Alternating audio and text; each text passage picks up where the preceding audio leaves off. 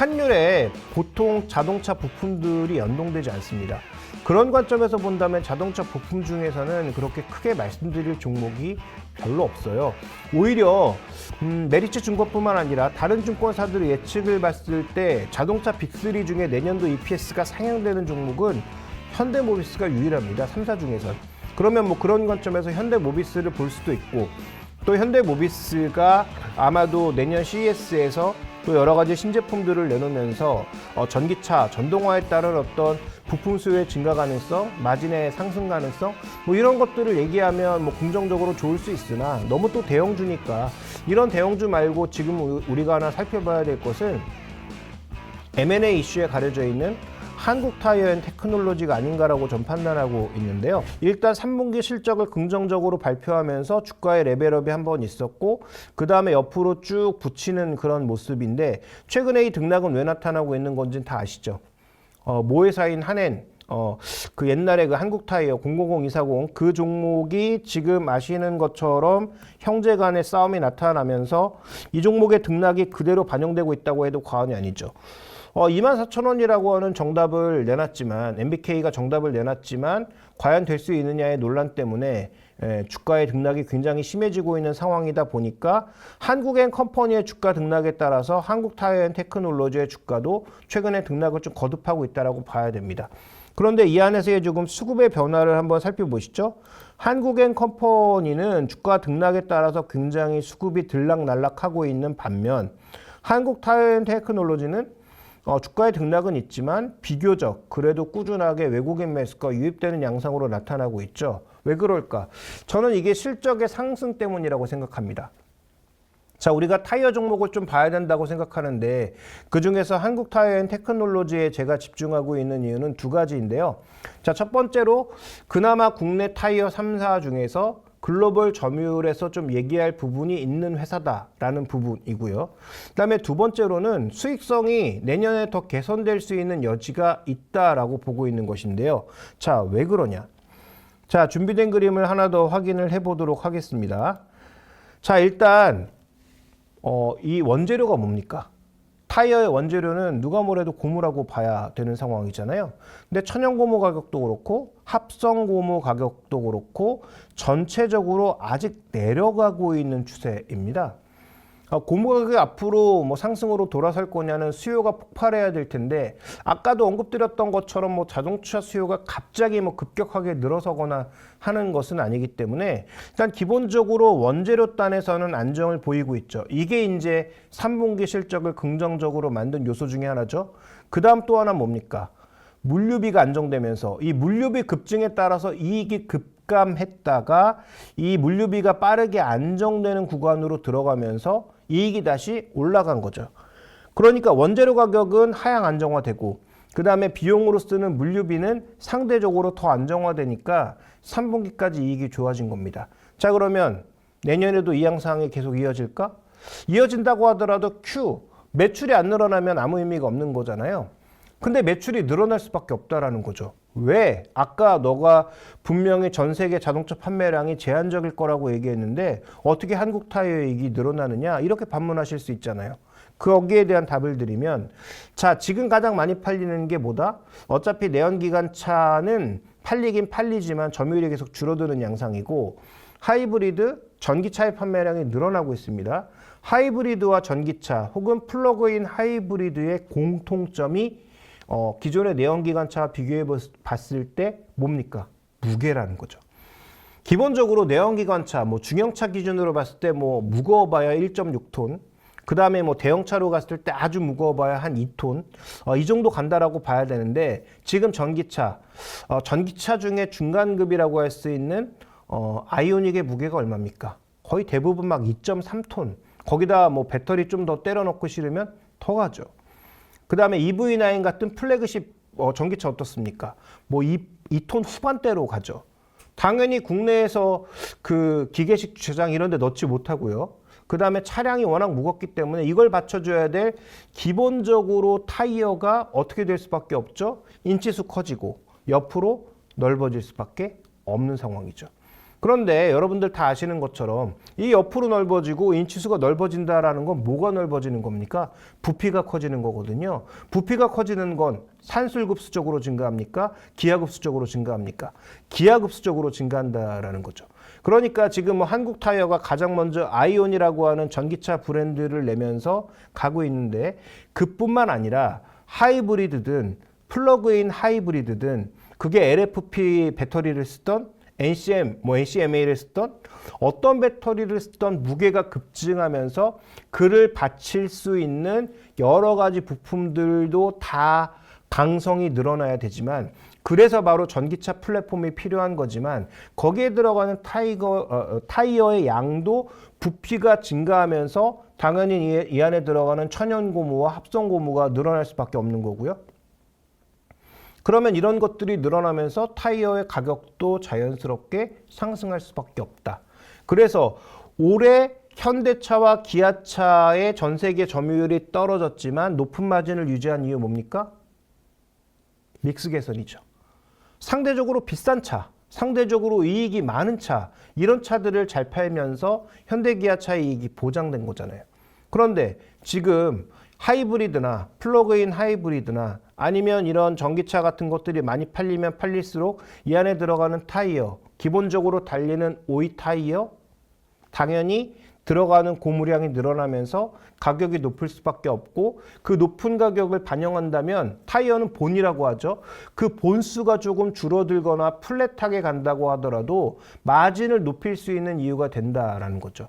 그래서 그런 측면에서 봤을 때 전 세계 타이어 회사 중에서 가장 먼저 독자적인 전기차 브랜드를 내놓고 아이온인가요? 아마 그 이름으로 내놓고 그 다음에 이쪽으로 가고 있는 한국 타이어 앤 테크놀로지는 우리가 한번 좀 지켜볼 여지가 있지 않을까라고 판단을 하고 있습니다. 자, 한국 타이어 앤 테크놀로지가 파란색이고요. 그 다음에 자동차가 빨간색이고 코스피가 녹색이네요. 올해 주가가 좀 올라갔다라고는 하지만 이 물류비 변동성 때문에 장기적으로 본다면 지난 5년간 코스피와 그 다음에 자동차 수익률을 하회했죠. 배당 수익률도 자동차 대비해서 꽤 낮은 수준입니다. 이것만 보면 메리트가 조금 낮은데 그런데 내려서 한번 보시면 자, 지금 PER 측면에서는 지금 유가증권 시장보다도 낮은 그런데 자동차보다는 높은 수준이고요. PBR 측면에서는 자동차와 비슷하고 유가증권 시장과는 격차를 보여주고 있습니다. 즉, 요 괴리를 메꿀 수 있을 정도의 매력이 나타나느냐가 관건인데 내년도가 만약에 주도주가 그냥 그립 잡고 쭉 끌고 가는 뭐 예를 들어서 반도체가 그립 잡고 지수 쭉 뽑아내는 장이라면 이런 종목군들의 상승이 조금 덜할 수 있죠. 근데 반도체가 올라가더라도 지수가 정체되는 장이라면 올해 못 움직였던, 올해 상대적으로 정체됐던, 올해 상대적으로 지수보다도 밸류가 낮은 종목군들의 밸류 갭을 메꿀 가능성도 우리가 저는 타진해 봐야 된다고 생각하는데 그 대표적인 업종 중에 하나가 자동차와 타이어라고 좀 보고 있는 거죠. 그런 차원에서 아까 자동차는 말씀을 드렸고 타이어도 비슷한 관점에서 봐야 된다라고 판단하고 있는 거고요. 그 다음에 이 회사에 드러나는 특징은 일단 ROE도 높지만 내년도에 높은 금리를 반영하면서 저는 뭐 PF 사태라든지 이런 것들이 선거 이후에 터질 가능성이 높다라고 판단하고 있는데 그래서 그 지표 종목 중 하나로 태형건설을 계속 주목하고 있습니다. 이게 관심 있어야 된다는 게 아니고 뭔가 리스크를 얼만큼 발산하는지를 지켜볼 만한 종목으로서 태형건설을 보고 있는데요. 자, 이 종목 보시는 것처럼 거의 무부채에 가까운 정도의 낮은 부채 비율을 갖고 있죠. 그 다음 또 하나 살펴봐야 되는 것, 매출액 증가율 측면에서도 일단 크지는 않지만 코스피보다 높은 수준을 내년도에도 이어갈 것으로 저는 보고 있고요. 매출액 총이익률도 높지만 더 중요한 것은 영업이익률이 이제는 자동차보다도 높은 두 자릿수를 유지하고 있다는 것도 주목해 볼 필요가 있는 거죠. 자, 그 다음에 순이익률도 생각보다 꽤 높은 레벨을 가져가면서 이 정도의 이익률을 보이는 기업이 현재 지금 이 종목의 BPS가 78,000원 정도가 되는데 현재 주가 얼마? 40,000원대라는 거죠.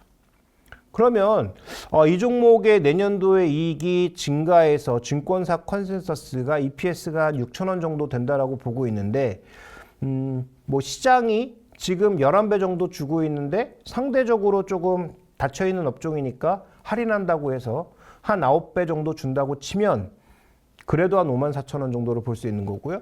그 다음에 지금 자동차가 PB 기준으로 조금 높고, 그 다음에 PER 기준으로는 5배 정도 수준에서 거래되고 있는데, 제가 이게 한 7배 정도 수준까지는 조금 높아질 여력이 있지 않느냐라고 했잖아요. 그러면 한국타이어도 동일 논리를 적용하면, 왜냐하면 비교적 높은 마진에 내년도에 매출도 일정 부분 성장할 가능성이 높다라는 것을 가정해서 만약에 PB 기준으로 0.7배를 적용하면 그러면 56,000원에서 좀 더 높게 보면 6만 원 정도 수준까지 볼 수 있는, 그 정도의 어떤 합리적인 가치를 우리가 추정해 볼 수 있는 그런 상황으로 오는 거죠. 그래서 한국타이어앤테크놀로지가 만약에 모 회사의 어떤 큰 변수가 나타나서, 예를 들어서 MBK가 지분 20%를 모았다, 그래서 24,000원에 정말 샀다고 하면, 그러면 문제는 조금 달라질 수 있습니다. 왜냐하면 MBK가 지금 들어간 게 굉장히 어이가 없잖아요. 왜냐하면 이미 조현범이 40%가 넘는 지분을 가지고 있었고, 아빠가 또 500억 사서 지분 주면서 지금 한 42%, 그다음에 뭐 우호 지분, 그다음에 여기 들어와 있는 뭐 사촌들 지분까지 합치면 45%를 이미 확보해 놓은 상황인데, 지금 큰아들과 큰딸 지분 합쳐봐야 30이 안 되는 상황이고, 거기에 MBK가 20% 모을 수 있다는 확신이 있어야 확실하게 주도권을 잡는 건데, MBK의 생각은 뭐냐면 자기가 한 24,000원 한 던져놓고 정말로 20% 지분을 모을 수 있다면 뭘 하려고 하는 거냐면, 지금 첫째 아들 지분, 딸 지분까지 합쳐서 50% 플러스 한 주를 그냥 통째로 프리미엄 얹어서 어딘가 팔아버리려는 시도를 하고 있는 거죠. 그러니까 이들이 무슨 조건 걸었습니까? 20% 안 모이면 24,000원에 매수 안 한다. 그러면서 지금 주가의 등락폭이 굉장히 커지고 있는 거잖아요. 그러니까 만약에 한국타이어의 어떤 그런 그 경영권이 바뀔 정도의 큰 흐름이 나타난다면, 뭐 이런 펀더멘탈보다는 단기적인 어떤 수급이나 또 시장을 바라보는 시각, 또 뉴스에 따라서 주가 등락이 크게 엇갈릴 수 있지만, 그런 이슈가 성공하지 않고 만약에 그냥 지나가 버리는 상황이 된다면, 그러면 한국타이어앤테크놀로지는 펀더멘탈로 봐야 되는데, 그 펀더멘탈을 우리가 적용해 봤을 때 자동차도 올해 상대적인 저평가된 부분을 내년도에 일정 부분 해소할 수 있다고 보고, 그러면 완성차와 더불어서 부품주 중에서 볼 수 있는 것은 차량의 차종 변화에 따른 이익 효과를 가장 크게 누릴 수 있는, 그 다음에 원자재 가격 하락과 그 다음에 상대적으로 운송비 하락에 따른 그 효과를 내년도에도 일정 부분 가져갈 수 있는 한국타이어앤테크놀로지를 좀 봐야 되지 않느냐라고 판단하고 있는 거고요. 그 다음에 한국타이어앤테크놀로지의 또 하나의 특징은 어디에 공장이 있죠? 유럽에 공장이 있죠. 그 다음에 미국에 공장을 증설하고 있죠. 그래서 그런 여러 가지 측면들이 현재 지금 블록화하는 세계 경제의 흐름과, 그 다음에 점점 무거운 차로 가고 있는 자동차 시장의 어떤 흐름에도 발맞춰 갈 수 있겠고요. 저는 뭐 이게 나타나지 않을 거라고 보는데, 최근 해운주의 상승 이유 중에 하나가 뭡니까? 수에즈운하 다시 막힐 수 있다. 홍해, 뭐 호르무즈 해협, 뭐 이런 쪽에 문제 생겨서 여기 막히면 결국은 다시 또 운송비 늘어난다. 뭐 이런 얘기 나오는데, 정말로 그렇게 되면 한국타이어앤테크놀로지뿐만 아니라 운송비가 비용 비중이 높은 대부분의 기업들은 전부 다 이익 떨어지는 겁니다. 그래서 그 경우에는 시장 리스크라고 봐야 되는 거고요. 그 정도의 상황으로 가지 않는다고 했을 때, 그러면 상대적으로 현지 생산 비중이 높아서 물류비의 비중을 조금 낮출 수 있는 그런 기업들은 어디에 있을까를 고민해 보면, 그것도 하나의 또 경쟁 요소로서 삼아볼 수가 있는 거죠. 따라서 한국타이어앤테크놀로지는 지금 재무적 안정성을 바탕으로도 우리가 봐야 되고, 그 다음에 그 성장 지표 쪽에서도, 그 다음에 이익 지표 측면에서도 일단 우월한 부분이 있다라고 봐야 될 것 같고요. 그러면 이런 것들을 바탕으로 아마도 저는 좀 긍정적인 요소, 내년도에도 프리미엄을 받을 만한 요소가 충분히 있다라고 보고 있는 거죠. 거기다가 유동 비율도 꽤 높은 상황입니다. 그러니까 현금 흐름이나 전체적인 재무 구조에 있어서도 우월성이 있는 기업이 저는 내년도에 프리미엄을 받을 거라고 판단하고 있기 때문에, 올해는 자동차 시장의 전체와 함께 묶여서 시장 대비 저평가를 받았던 종목군들이라면 내년도의 주도주는 여전히 반도체라고 보지만, 반도체와 더불어서 또 한 가지 봐야 되는 것, 완성차 쪽, 그 그다음 완성차 쪽의 가장 큰 변수 중 하나는 환율이라고 말씀을 드렸고요. 환율의 안정을 통해서 긍정적인 효과를 보인다면 저평가받았던 부분을 적정한 평가를 받을 수 있을 거다라고 자동차는 보는 거고, 타이어 중에서 한국 타이어 테크놀로지는 저평가받았던 게 적정평가가 아니라 내년도에도 성장한다라는 측면에서 한번 주목해 볼 필요가 있지 않느냐. 그래서 그렇게 주목해 본다면 업종의 할인율을 적용한다고 해도 현재 가격보다는 상승 이 잠재력이 충분히 있는 기업이 아니냐, 이렇게 판단하고 있습니다. 그래서 아마 작년까지 자동차 부품주라고 하면 뭐 화신, 그 다음에 뭐 테슬라와 연관이 있다는 명신산업, 뭐 이런 종목군들, 뭐 아진산업, 뭐 이런 종목군들이 굉장히 두각을 나타낸 한 해였다라고 보여지지만, 내년도에는 뭐 그런 종목군들은 차량의 판매가 전반적으로 늘어야 좋아지는 건데, 한국 타이어 테크놀로지는 차량 판매가 전체적으로 늘면 좋겠지만 늘지 않아도 차종이 바뀜으로써 마진이 높아질 수 있는, 즉 믹스가 개선될 수 있는 요소가 있다라는 점을 여러분들이 한번 염두에 두시면 좋지 않을까, 이렇게 보고 있습니다.